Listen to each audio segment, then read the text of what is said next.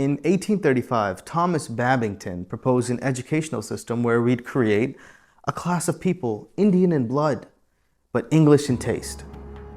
The whole idea was they were trying to create foot soldiers that would partake in this colonial system, be smart enough, good enough in English that they could be bureaucrats and, and intermediaries, but not smart enough to fight for their liberation. It was all about administrative efficiency, right? And you can still see the effects to this day because our education system in Pakistan only focuses on rigid examination and, brutal memorization, and barely ever focuses on critical thinking and innovation.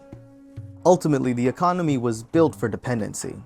They specifically designed a system to integrate a part of the region into the global trade network so it could be owned, controlled, and ran by Great Britain.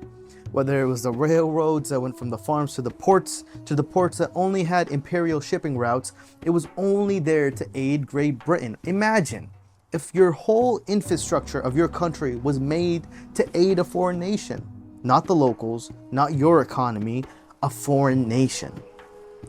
Mind-blowing. And in more recent years, it doesn't help that we keep borrowing from the IMF, more than 20 times in the past 35 years.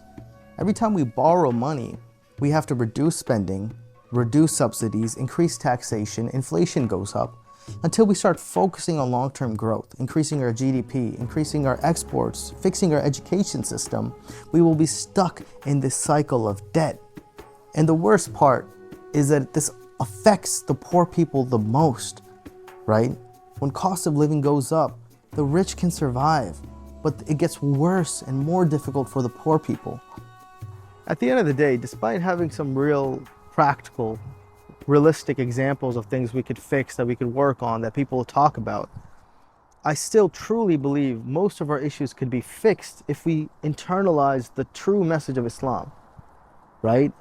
If we actually started practicing being Muslim, if we started reading into fiqh, aqidah, asul, the sharia, right? If we embrace the hadith, the seerah, the Quran, I think we've forgotten that a true Muslim doesn't lie, doesn't backbite, doesn't steal, doesn't take bribes, does not, indulge in haram activities, extracurricular activities, does not believe in corruption. It's a fix for pretty much all our issues, all our internal issues, our social issues, To this day, people have issues over jaidat, right? Over inheritance. There's a huge chunk of the Quran that's dedicated to that.